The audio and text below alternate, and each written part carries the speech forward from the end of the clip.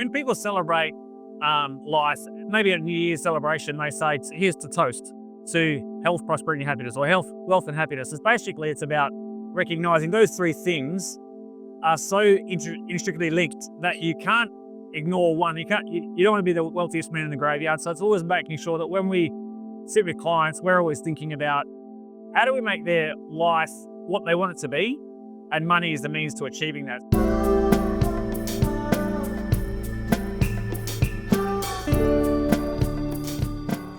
Hi guys, I'm here at the 𝐼𝐀𝐀𝐀 Congress, and obviously I'm here on a professional capacity to do all the CPD and collaborating with my fellow colleagues, but really I also wanted to take an opportunity to talk to a number of financial advisors about the intersection between health and money and what they thought about it. So I'm going to go around Congress and speak to as many advisors as I possibly can about the questions that I have around how health is so impactful in their clients' lives, and how money can actually assist and help them with that. So I'm here with 𝐼𝐀𝐀𝐀 finalist. You might give me the award, Shannon. So Shannon Victor from 𝐼𝐀𝐀𝐀 Financial Services. Yes. Yeah. The Gen Next Rising Star of the Year award. Oh, amazing, amazing. So I just gave you this with no notice. Yeah. But I'm doing my podcast is all about health and money at the moment. I just sort of wanted to ask you, what sort of common mistakes do clients sometimes make with their money that might lead to stressful outcomes for them? I think a really common one, and I personally experienced this, is really just not tracking things. A lot of people come to us and just don't have a budget. Yeah. So I think they stress themselves out just not knowing, and then they put their head in the sand and dig a bit further because they are concerned about what they'll find when they actually sit down and do the exercise of auditing their spending. And that stresses people out, and they know they're stressed because of that. And it's something that we can really easily help them fix. So it's like almost like an awareness of their own situation that is often the issue, right? Yeah, you can't control what you don't know. And they realize that that's a problem, but they kind of need a bit of a push to actually put a solution in place. Yeah.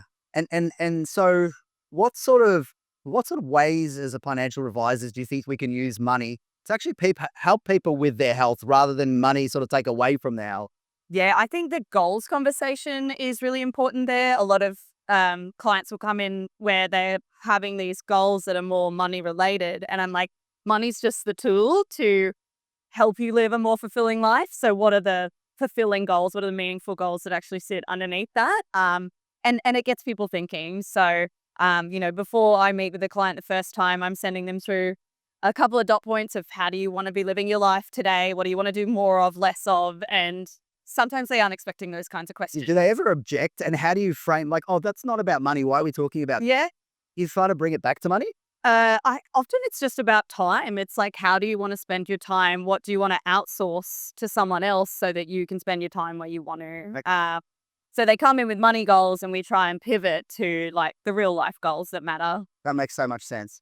You know what? Thank you so much for coming on short notice. I really appreciate it. You nailed it. Yeah, thank you. Thanks. 4 hours sleep. Yeah. That's awesome. Thank you. Thanks. All right. So I'm here with Kelly King from 𝐼𝐀𝐀𝐀 Wealth. Now, you're not only a finalist, you're actually a winner of it's a bit of a mouthful. So what is it? It is the 𝐼𝐀𝐀𝐀 Inspire Women Excellence in Advice Award. Okay. So only the cutting edge we have here. And I really wanted to speak to you about this season. For me, it's all about health. And I really wanted to talk to the advisors around here about how you think money actually can impact health, both positively, potentially, and negatively. Are there some common mistakes that people make with their money that can lead to chronic stress, as an example, as a starting point? Absolutely. Money and knowledge around money is, or lack of knowledge, is one of the biggest stresses. And I find people are affected mental health wise without having enough knowledge around money.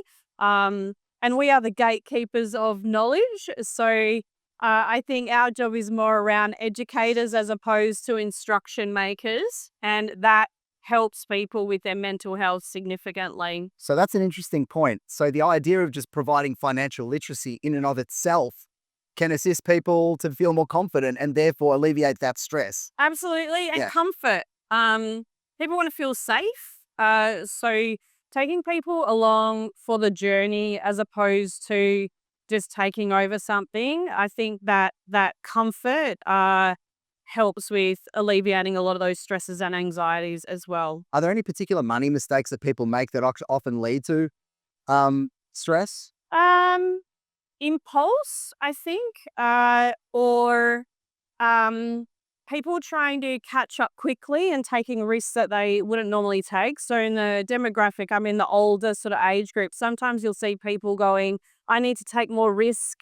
I need to catch I up. need to catch up. Yeah. And I think that's probably one of the biggest mistakes people can make is making impulsive decisions and taking information, unqualified, unregulated information. That would be one of the biggest mistakes that I see. Absolutely. That's awesome. So again, congratulations on the award and thanks for your contribution today. Thank you so much. All right. Thank you. Guys, so I'm here with Bianca Musico from War Hunt. I appreciate you coming on under such short notice. No worries. And like, as you know, the season is about health. And I really wanted to know from your perspective, what you think financial advice does for clients when it comes to stress alleviation and prevention of health issues later on. Yeah. Yeah, I think it's really important to understand that health and money go hand in hand. So when people are stressed about finances, it then obviously has a negative impact on their mental health, particularly. So for us, we find that if we can provide clients with a plan that gives them as much certainty as possible and enough information to be able to make and decipher the right options when it comes to finances, it all of a sudden is like a weight lifted off their shoulders, right? Yeah. And then for them, that mental health part kicks in where they go, okay, I don't need to worry about that. So I can start to live my life how I want to live it. And then they just elevate themselves out of that sort of stress and mental issues, I guess, that they're having at the time. That makes a lot of sense. But like, what about the advice process or that is fundamental that really helps with that certainty? Yeah. So for us, it's always been the investment piece, Okay. right? So the strategies are there. Yeah. They're helpful. And anyone can do them Yeah. to some degree. Uh-huh. The investment piece becomes really stressful for people. Uh-huh. And I've always been of this philosophy, how can you provide as much certainty as possible in a market that is very uncertain, right? Very volatile. I'm not saying that the way that others out there do it is wrong by any stretch, but I do feel like if you harness the right investment philosophy, you can harness some of those returns that are available in the market. It gives a little bit more certainty as to what you're doing, as opposed to just throwing a dart and dartboard, picking a stock and going, let's hope to God that one works. Yeah. Let's diversify as much as possible, hold as many stocks as possible. So index investing to some degree, but obviously tweak that index investing. That then provides them a greater level of certainty from an investment perspective. So the strategic part does itself to some degree. The investments are where they're really concerned and worried. So if we can provide that level of certainty, I feel like that's another weight lifted off their shoulders. Yeah, so it's almost like a worry about their capacity to be able to live their lives the way they want to, and that's linked to their investments. And you're saying, get those investments right, get the certainty, get the confidence up, and then obviously that is a big load off their shoulders. Correct. And understand that there is so much noise in the marketplace, right? That you can only, to some degree, manipulate what you can manipulate, right? We can't change everything that's happening. So control what you can control. And to some degree, understand how the rest works and understand that control might feel like a roller coaster. But with the right strategy in place, you're actually still on track to reach those alternate goals. I think that's a brilliant idea and philosophy. And it makes a lot of sense. When worried, give information, educate. That's exactly right. Make informed decisions. And while it feels really hard at the time, long term, it will pay off to actually stick to the plan. Awesome. Thanks so much for coming on. I appreciate it. Thank you so much. Awesome. I'm very excited to be here with Mark O'Flynn from 𝐅𝐀𝐀𝐀 Financial, the winner of the CFP Professional Advisor of the Year award. So, obviously a big night last night. But I really, as I given you really no notice, but I really wanted to talk to you about how we help our clients effectively with their health, even though it might be an indirect thing, using money to do so. What are the ways in which you help clients with their health when it comes to their money? Yeah, sure. Probably the first thing is just, if you get your finances in order, then you got more headspace to do other things. So, I'm a big believer in it. The name of our business, 𝐅𝐀𝐀𝐀, actually comes from meeting my wife at the CrossFit gym party. Oh, cool. So yeah, you know, I guess, I think money, finances, and if people have their finances, set up, they can get a better sleep, I think, which everyone knows that, there's a couple of basic things that you need to do is sleep, eat, drink, and rest and sort of relax properly. And Yeah. yeah, people are sleeping well at night Yep. about their finances. Are you able to alleviate some of the overwork that tends to happen when you take a client through a financial advice process? Do you ever see at the back end of it any relief and sort of a change in the way in which they think about their work? Yeah, that's a awesome point because a lot of, I think financial advice is not always about saying you got to save and work more. It's actually in a lot of cases, fortunate with a lot of clients we work with, they're on track to more than exceed their goals. So actually we like constantly having conversations to say, actually, you don't need to work as hard. You don't need to work as many days. And obviously that frees up Yep. the stress to do other things like Look after your health. look go for a after walk. yourself. Yeah. Yeah. Get back into things. So yeah. Look, thanks so much for contributing to this. Appreciate it. And again, Yeah. congratulations on the award. Oh, thank you. I want to say it's been lovely meeting you, spending a bit of time with you. Thanks. So, Appreciate it, mate. yeah. From Story Wealth, and you're a fellow finalist of the CFP Awards here. Yes. And just wanted to ask you a question about, obviously we've got a health themed season at the moment. So just how money can impact people's lives from a health perspective, from your perspective. Yes. Look, I think when I have lots of clients come and they have varying levels of health, and when sometimes it does inhibit how they make decisions, I think. So we've got clients that will take extra good care of their health and they're very active and all about fitness and lifestyle. And so that's a really good balance. Especially people that are high achieving professionals who typically work really hard, they do try and balance that out. Then you have people that sacrifice their health a little bit. So they perhaps, they perhaps put things that they don't have that balance, and they Why would they do that? Why do they sort of sacrifice? Why do they think they sacrifice their health? Is it something about not having enough time? Is it something to do with their money? Yes, I don't actually think there's a direct correlation between wealth and health. Yeah. Even though if you expect that if you have more financial means that you might be able to afford everything and anything, perhaps it ends up being a distraction sometimes. Okay. That high achievement and is added can actually Come be at a cost. distractions. Yeah, that's right. Yeah. Is there anything that people do with their money that can lead to kind of more stress? Do you see anything that's common that people do? Yes, it's definitely those people that overwork. Overwork. And I think sometimes sometimes it takes a bit of a shock in your family or a close family or friends that you see that there's something that happens in terms of their health, that all of a sudden you realize that that maybe that high achieving isn't as important. Sure. And Yep. and then that makes them take stock and actually stop and go, okay, what am I doing all of this for? If I don't have my health, what's the point of having this money? Because your health means that you can actually go out and enjoy life and have the lifestyle that you're wanting. That makes a lot of sense. Thanks so much for coming on. Obviously, money and health are linked. Is summary. 100%. Yeah. Awesome. Thank you. Thanks, Joe. Thanks.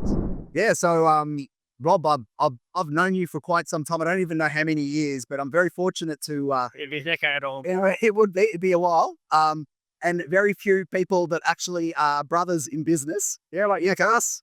Like my brother James as well with me. And I really wanted to just. You're from.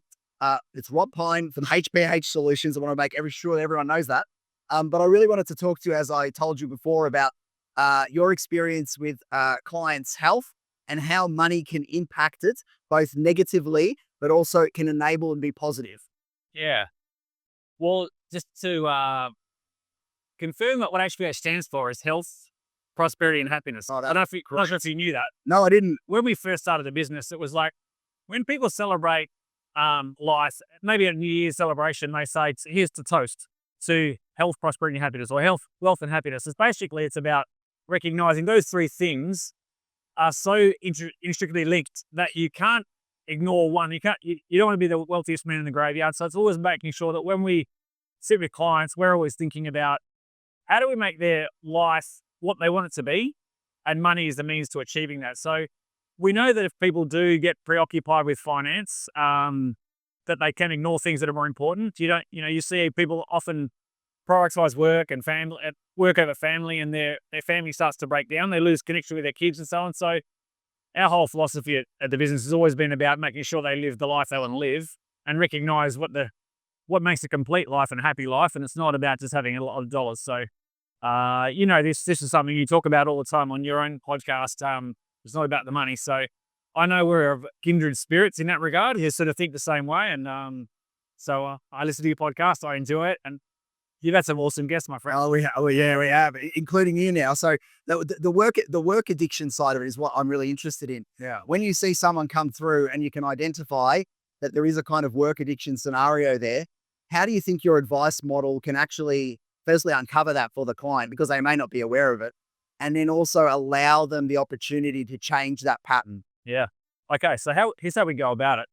Because we always knew that people said they came for a logical reason around their finances, but then they came and stayed because they got something was qualitative about our work with them, which as an advisor, they actually want to connect with another person to talk about things they worry about and things they fear. So we wanted to quantify that feeling of how they were experiencing money and their finances in their life. And so everyone's heard of and seen a wheel of life type of where you have the 9 facets of life. You got leisure and learning and community and home and family and finances.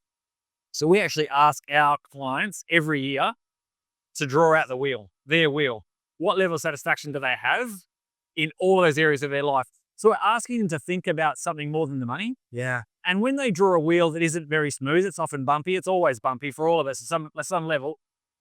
We don't judge that. It's about trying to help them articulate what it is that's actually there describing when they draw that wheel. If leisure is low or community is low, we start with what's working first and say to them, you've got pretty strong here on family, or you're really strong here on finances. Tell us about that. We ask them to start. That's called the appreciative inquiry method in social science. So we start with what's working and move into things like where maybe their leisure is at a low level. Maybe their satisfaction is like 5. So tell us about that. Has it ever been higher than that? And they'll say, well, yeah, I used to play hockey with my friends, and I don't play that more because now it's all family and work. And so we just get them to try and articulate what it is that they're not satisfied with there, because we don't want to judge what their life looks like. They're telling us what they're not really completely at ease with in their life. And if there is a few dips in that wheel along the way, we just want to understand that. And we use that as a goal setting exercise. So that's the awareness piece. Yeah. And then from the way your strategies can actually impact, how are you sometimes using money? Like, can you give an example of how money can actually direct or change the course of work addiction? Yeah. Well, essentially, it's about trying to understand how the client wants to use their money to try and resolve that issue for them. Because if they recognize the reason that those other areas in their life are low is because they are highly geared towards work, and there's actually some surveys we use, like person insights about money, person insights about life balance. We're just using inquiry to get them to learn about their money attitudes, like their money values, and where they got those from. What did you learn about money from your dad? What did you learn about money from your mum? So we ask those questions in a structured way, because it actually helps them to kind of uncover, because they have the answer, but we're just trying to help them to find the answer in themselves, to sort of ask them to work their way through that process, to sort of try to, I guess, become self-aware about this issue. And these tools we use, I guess, are really just a way of uncovering what the client is already demonstrating to us that they're not super satisfied with. So the money is then the means to redirect how to actually resolve for that, because money is the means to solving a lot of problems. It's not going to be the solution for everything, but it does help.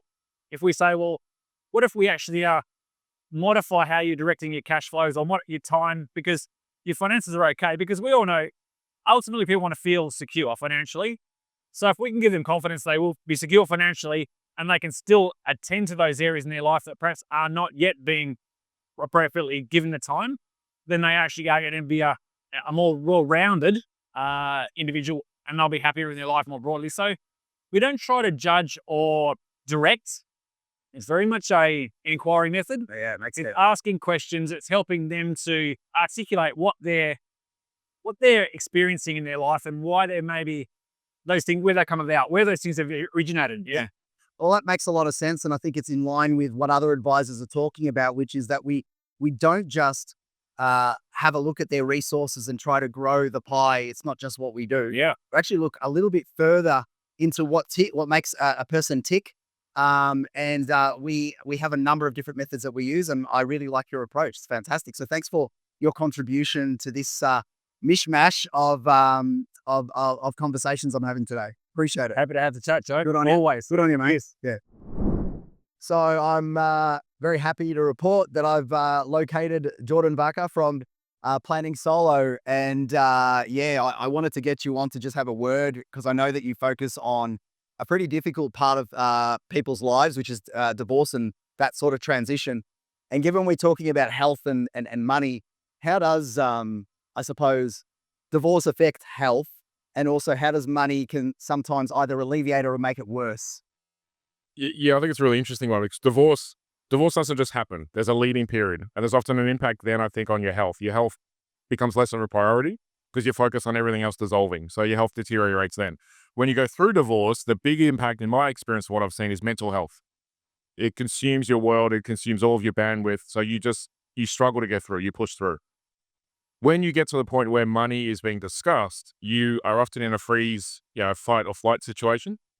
So the mental health stays in a really dangerous situation. So what we find with the money advice is, if we can get money into the situation, you can start focusing on little wins.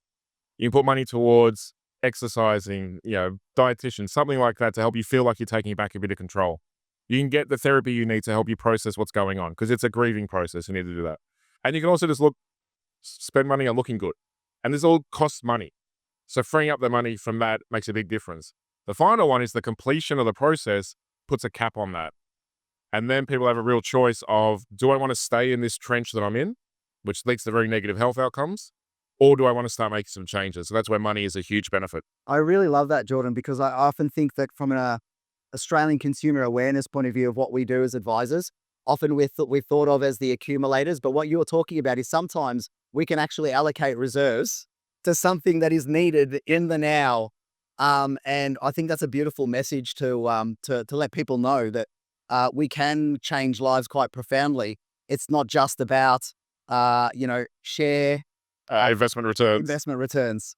So thanks so much for your contribution. But finally, in respect of what you do, are there some common mistakes that are made, in your opinion, when it comes to money and the separation that can lead to really poor health outcomes? That's a really good question. I think the most common one for me is, we see people even early in the process, but later on when they come find us, they're frozen. So they're sitting on a pool of money they don't want to touch because they're terrified of what that could mean. They don't know what their future is going to look like. Most people don't until they talk to us, right? So being able to give them some clarity over that and give them this permission to spend money. I remember I had one client, she wanted an EV for 2 years and she wouldn't buy it. She never gave herself permission. She had plenty of money in the bank. So one of our jobs over 2 years was to help her give herself permission to buy that car. Made a big difference. That's amazing. Thanks so much for being on. Not at all. Thanks a lot. Cheers. With a person who has great curly hair.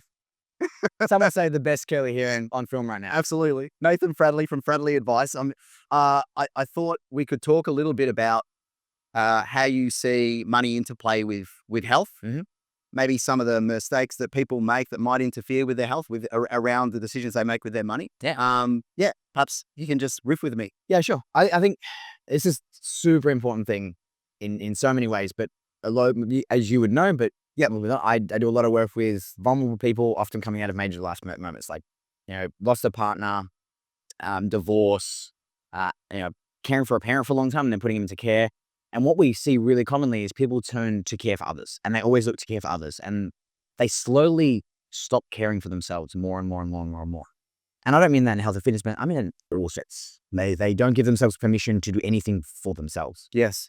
And one of the most successful things I think I found in working with these people is getting them to literally take some of the money, but $5,000, $10,000, whatever it is, that would not affect the long-term plans, and they have to use it only for themselves. Yes. And a lot of the time, it's a health and fitness aspect. So that's a really good point. So this idea of getting a little bit of the money, taking a little bit of the money and actually using it on themselves, it requires you to have some acuity as an advisor on what's possible and what's not. And that's probably the value of advice in some sense. Why do they seek advice? Why are we retirement planning? Why are we investing money in getting an income? Right? So, we go to the old conferences and they'd be like, my clients don't have any goals. I just manage their money. It's like, no, why do you manage their money? What are they using it for? They're using it to have a really good standard of living. How do they have a good standard of living? How do they have that for the long term? They're healthy, they're fit, they move. They can go on that holiday. Work with the woman at the moment, her husband passed away. They were supposed to go to Europe in 2 years. She needs a knee reco, but is at the level where she could rehab it. She doesn't want the surgery. So we're taking some of the money, putting it into PT. She knows that she can afford the PT and she still has more than enough money. So she's going to go and do the work so she can take that holiday. Yeah. It's an exact example of how great acuity, great advice, great clarity leads to good health outcomes. And I think that's really what we're trying to do. 100%. Right? Look, thanks so much for coming on. Appreciate it. It's got to Great be now. to see you. It'll be now a podcast episode. Right? Well, I reckon maybe, but what product are you using in your hair at the moment? Right now, I actually the leave-in conditioner is a blue bottle. I can't remember what it's called. You might. Yeah, be sexy hair. Yeah, and then the gel I use is a purple bottle. I can't remember what it's called. Anyway. Good man. Thanks so much for coming on.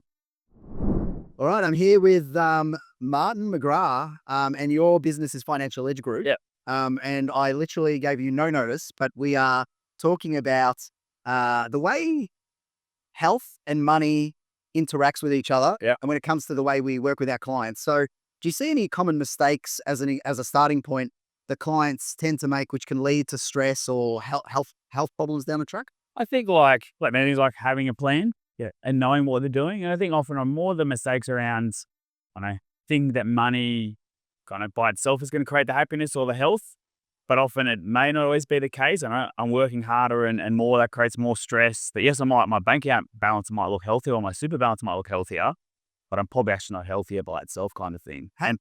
How do they identify when they get to that point where I don't think they do. Okay. And a lot of the work, I only work with retirees. Yes. So often it's more for me around, hey, you're 65, you can afford to retire. Okay. Yeah, you're saying you don't like work and you're stressed and da-da-da.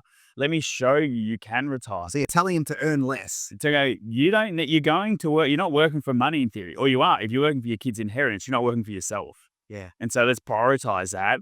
And often it's then getting the message across is leaning on their spouse. Because often it's the spouse who's identifying, he's stressed or he hasn't been healthy, he hasn't been sleeping well, or she vice versa, and going, this is the important bit. I can show you here this chart, you're not going to run out.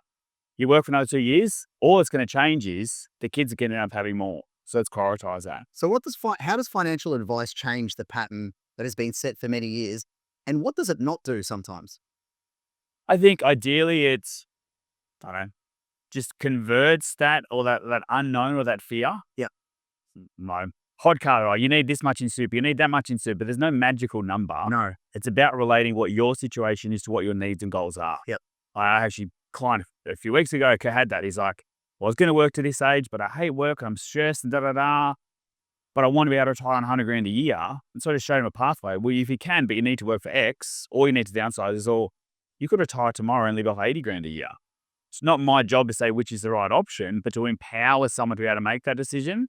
And so I think what it does is it just empowers people to be able to make those decisions by connecting the numbers on your super statement to what that might mean for day-to-day life. Yeah.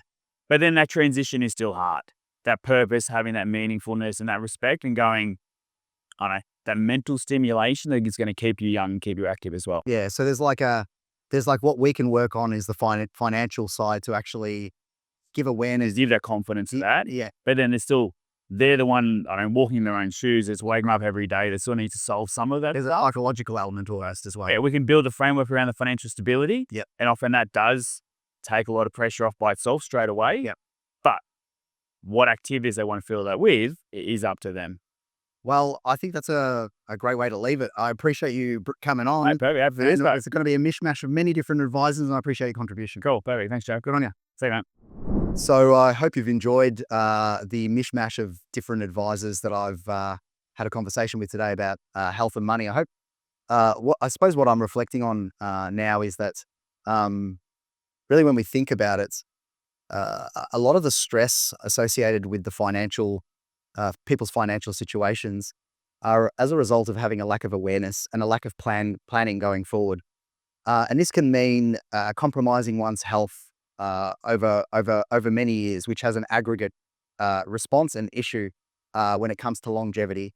So I think, good financial advice is one part of this story, because with that awareness, it allows you to understand how much time you can have to spend with your family, to allocate time to your health and your exercise, and all those things that really matter in life that people can tend to forget about when we get so busy. So again, I think really having a financial advisor, having someone that helps you with money-related decisions isn't just helping your financial life, it's actually helping your life full stop. And ultimately, I think that's what Australians need to know about the link between sound financial advice, good financial advice, and a number of different facets of well-being, and specifically for this season, health. If you have resonated in any way with the sentiments of this podcast, we would be delighted to direct you to our website, www.itsneveraboutmoney.com.au, for more free resources and education aimed at improving your capacity to make sound financial decisions for the benefit of your family. We wish you every success, however you define it.